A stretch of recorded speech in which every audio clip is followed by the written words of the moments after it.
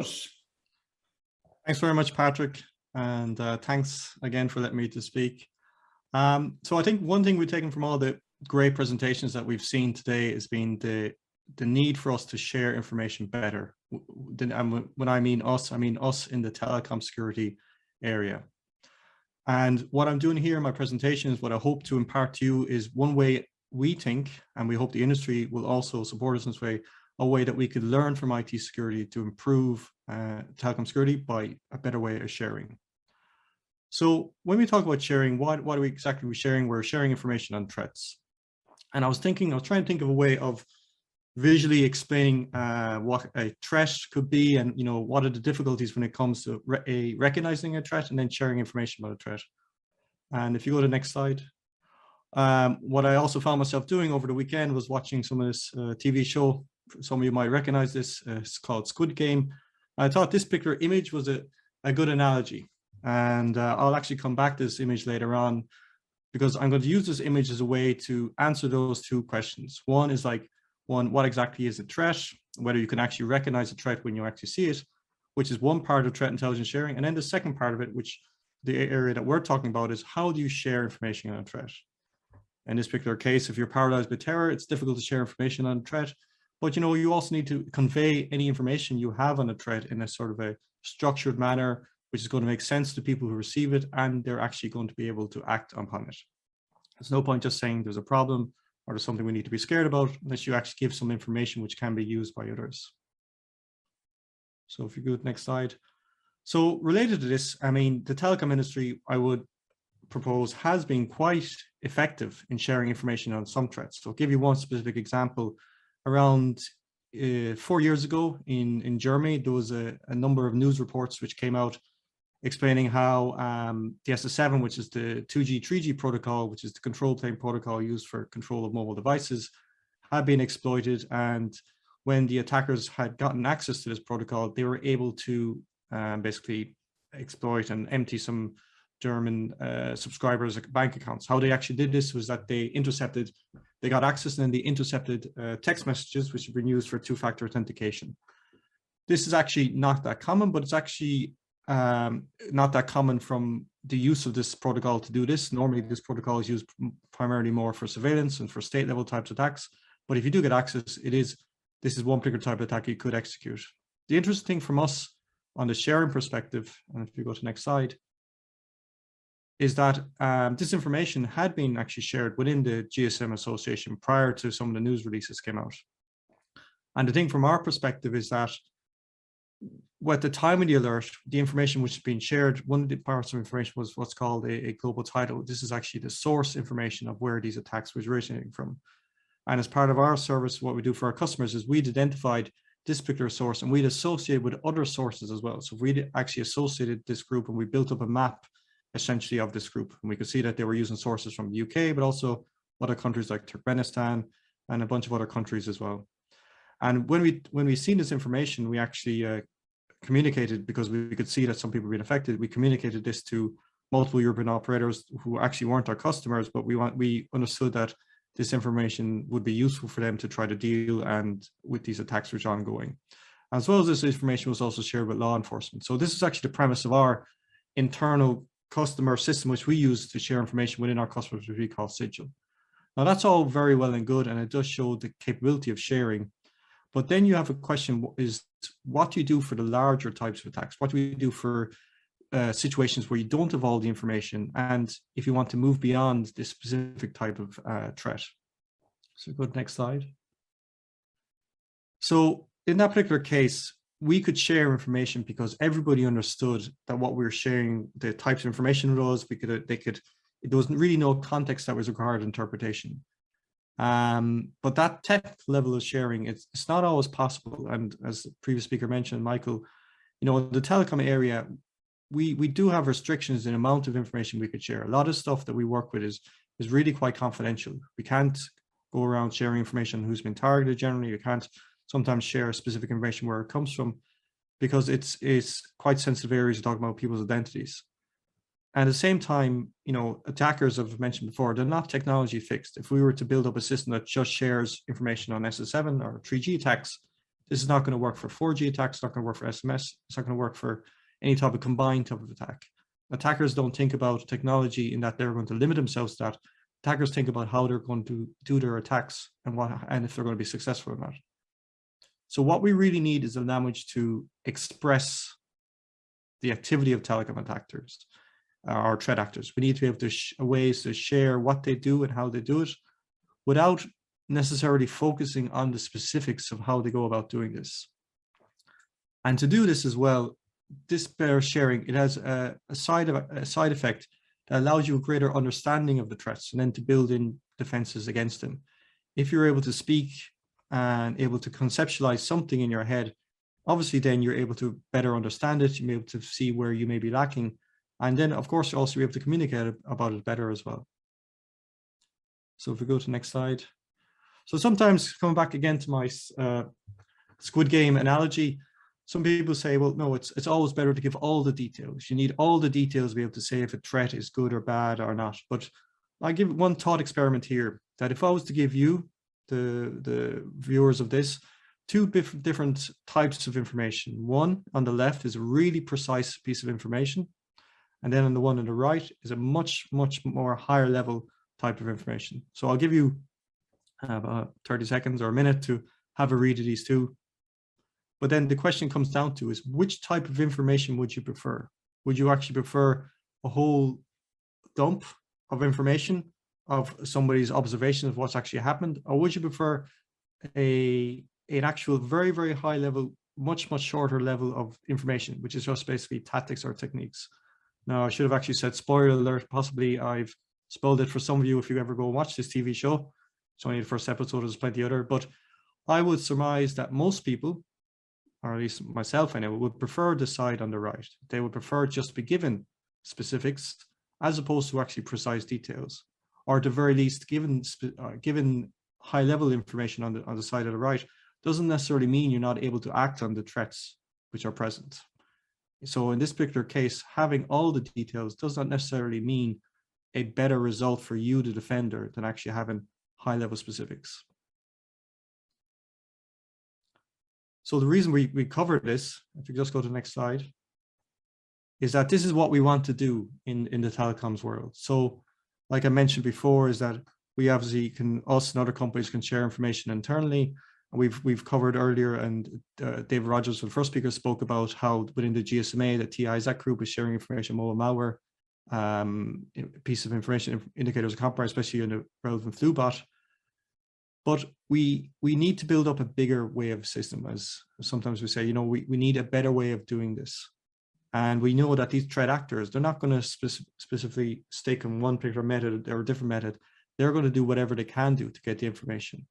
So we need to think of a language and need to think of a method of how we could share details with these attackers while still respecting privacy. And at the same time, the more that we can, if we actually build up this system, the more that we can think that this idea of sharing is standard. At the moment, if something exists, then you must think about it. And if you think about it, you then begin to assume that it's always been present.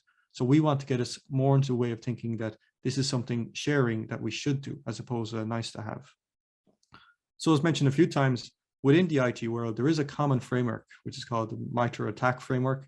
And what this does describes the detailed approach an attacker uses in terms of tactics, techniques, and sub-techniques. So I won't go into details, but it's widely supported by many tools and it's used throughout the IT industry.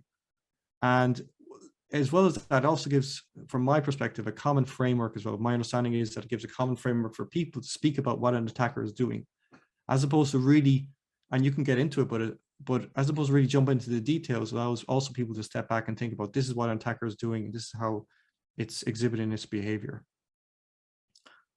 So you may well say, well, then this is obviously a thing we should be doing. We should just reuse this. But unfortunately, we have some issues when it comes to using this in our particular mobile network area. Let's go to the next slide. So there is on the right-hand side what's called a list of matrices.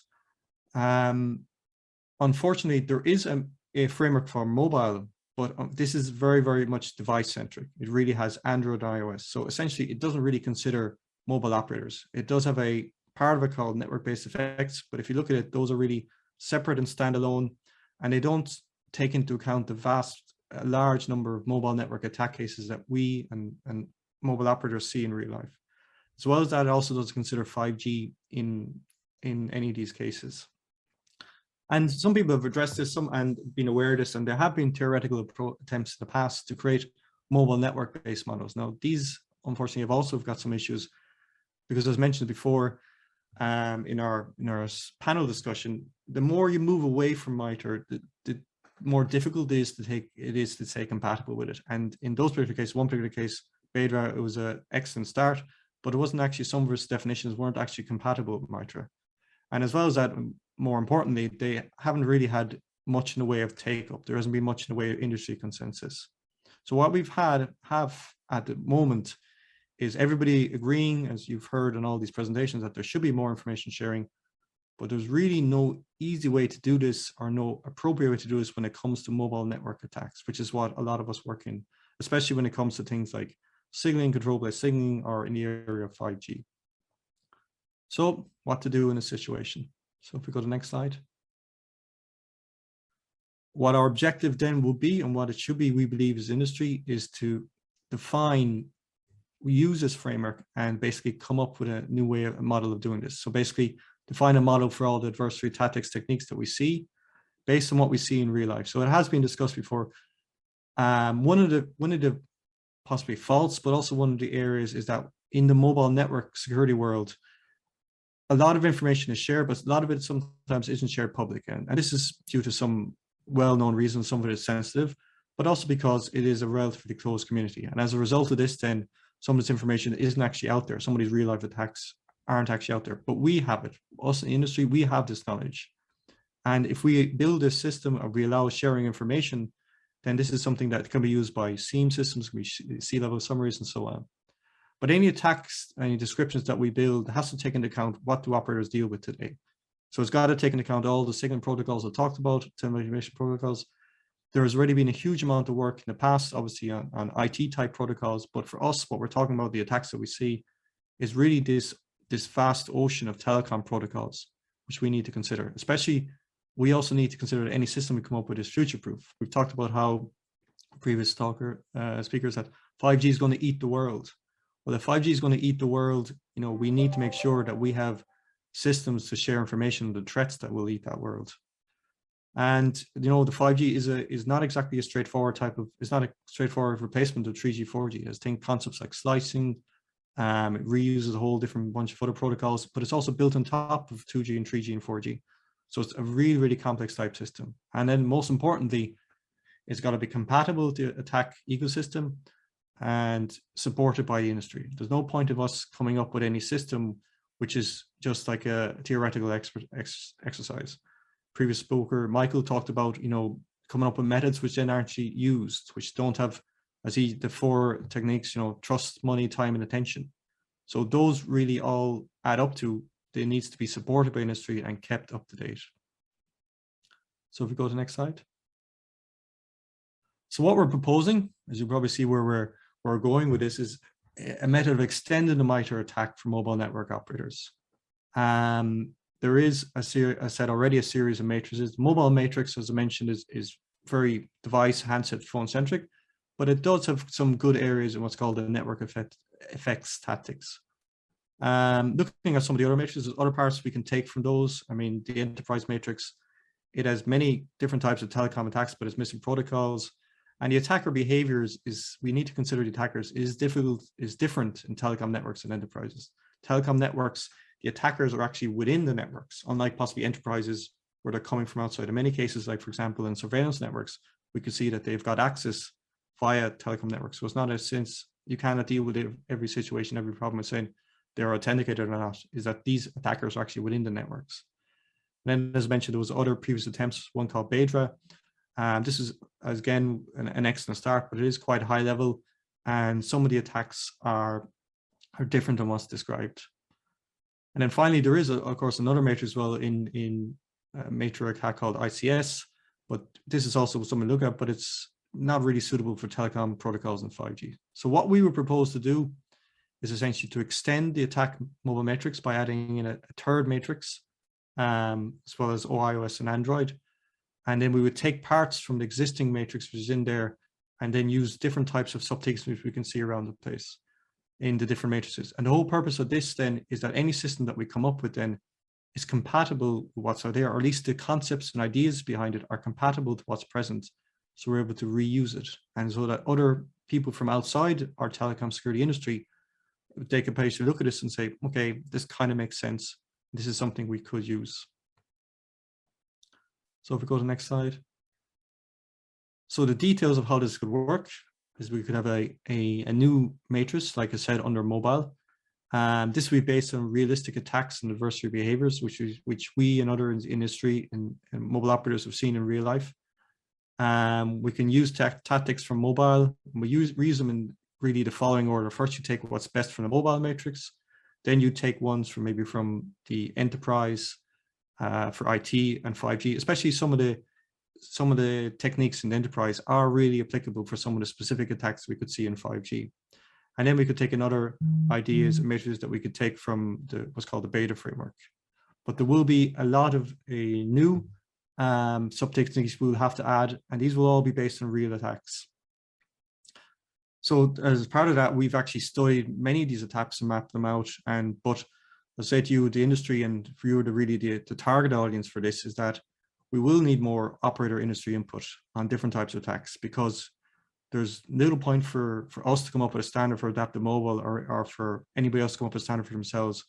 This is something, a standard that we need for all of us to share this type of information, because unless we do that, there's going to be a situation like we have before where we're constantly talking about different types of attacks, but we don't have a common language in which to share them. So go to the next slide. So this is what we've done. I'll talk about our contributions and how others can get involved in a moment, but so far I must warn you as well, this is a complicated piece of work, and it's not made easier by the fact is that the knowledge of attacks, which is what the core driver of building these techniques, is in a much smaller group of people than the equivalent types of attacks in the IT world is.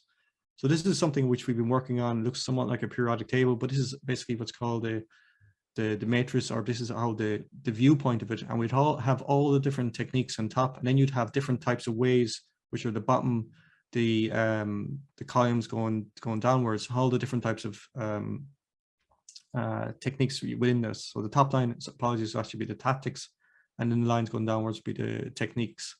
And so by capturing all of these, then attackers would be able to classify and categorize as part of what they're actually doing from a telecom perspective. And actually then when people analyze this information, they could use this information then to build up ways to actually stop any types of attacks and block them. So if you go to the next slide. So I just want to let everybody know where we are with this framework. We have done within Adaptive, especially my colleague, Dr. Silke Holtman, done a huge amount of research in this to come up with these initial frameworks, tactics, and techniques.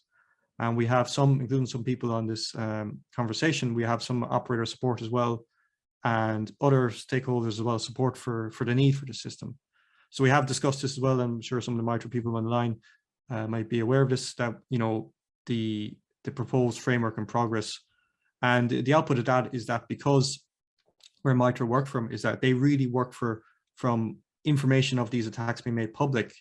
One massive sticking point is for them working on it is that they don't really have this information.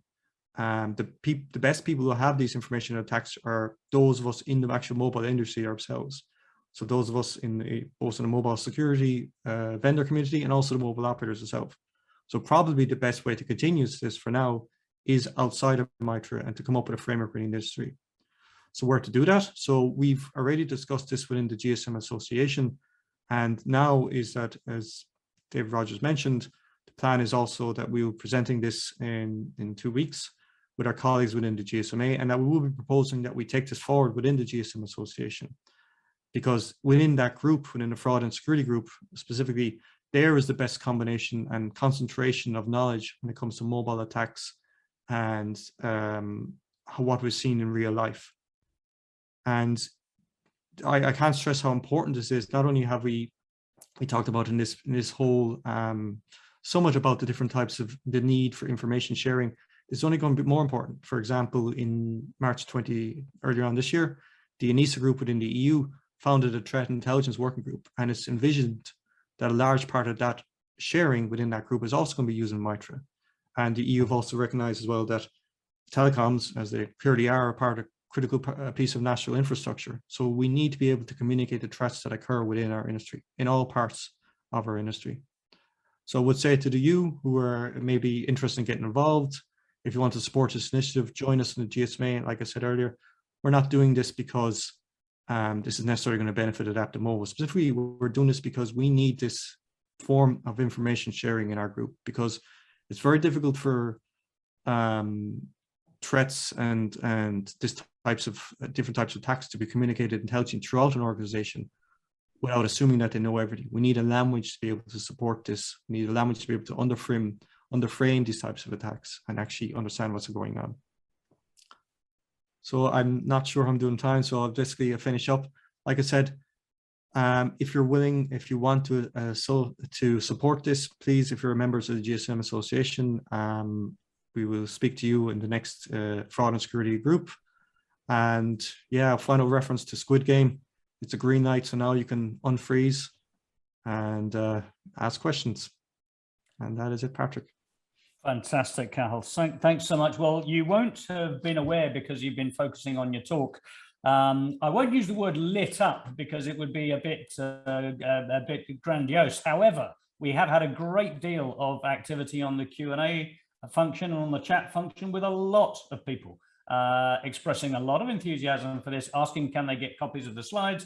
Can you come forward? I think there's somebody from MITRE saying that they want to talk to you. So we've had a really tremendous response to your talk there, which is obviously terrific. Yeah. I suppose just to put a couple of questions to you, it seems to me that potentially the fundamental issue in terms of the relative slowness with which this has been developing over the last couple of years is that the biggest attacks, the most painful cyber attacks, have been on office IT. So that's where all the money's going. That's where organizations want the spending to go. And therefore, so long as attacks that arise from via the telecom network, so long as they are somewhat secondary in the mind share of business organizations and their CISO teams, this is going to be a bit of an uphill struggle. Is the logic there right, or not necessarily? Yeah, I mean, yes, I'll take it 2 points. In the IT world, I won't say they're standing on the shoulders of giants, but there's been so much work and there's been so much research that's been done over time. It's a very well understood area. It's like this whole huge amount of work which has been done over the last 20 years in the whole IT security area. And when it comes to telecom security, you can see it's not something which is normally considered by people. It's something which is sort of, by people, I mean people who don't work directly in that area. And it's always something seen as somewhat exotic and esoteric and is over the side. But when you consider it, more people use the mobile network than use the internet. It's like this huge, considered this huge iceberg of potential threats, which most people wouldn't be aware from the surface. So, and also, I think we need a language like this, because not least for those of us working in telecom security, we need to show to others within the cybersecurity industry that we exist, to be perfectly honest. Right. And how people work in the cybersecurity industry, they have their own framework. They work with MITRE, they know things. If we can't even express the threats that we see in a language that they are aware of, how are they meant to consider and pay money for security solutions? Certainly. So we need to show that. Last question I'm going to put to you. I mean, you've had a lot of positive reaction, and there's an audience here that hasn't expressed anything in particular, but has heard your message. Is this the first time you have socialized this with a large industry group? This is the first time we've talked about it publicly. We have obviously discussed it within the GSMA, yeah. But as a sort of an information that this has been worked. Obviously, we spoke with MITRE in the past, but very keen to talk to other people MITRE. So this is the first time we've spoken about publicly, but I would emphasize this is not an AdaptiveMobile initiative. This is something we want the industry to take forward. So this is something we'll socialize again in the next FA Fraud and Security Group, and I hope in that meeting it will become a GSMA initiative, to be honest.